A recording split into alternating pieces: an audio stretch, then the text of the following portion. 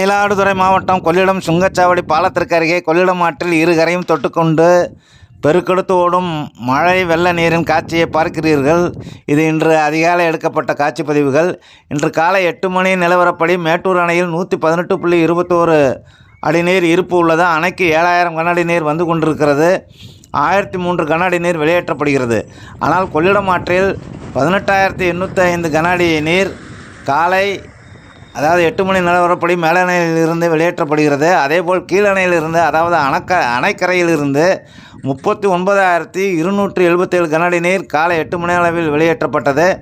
மேலும் கீழணைக்கும் கீழ்ப்பகுதியில் கடந்த சில நாட்களாக கொள்ளிடம் ஆற்றின் இருகரை பகுதிகளிலும் கனமழை பெய்தது. அந்த மழை வெள்ள நீரும் வடிகால் வழியாக கொள்ளிடம் ஆற்றில் வடிந்து வருகிறது. இதனால் கூடுதலாகவே கொள்ளிடம் ஆற்றில் மழை வெள்ள நீர் சென்று கொண்டிருக்கிறது. கொள்ளிடம் ஆற்றின் வெள்ளப்பெருக்கின் போது கொள்ளிடம் ஆற்றில் இறங்கவோ ஆற்றை கடக்கவோ கூடாது என்று ஏற்கனவே மாவட்ட நிர்வாகம் எச்சரிக்கை விடுத்துள்ளது.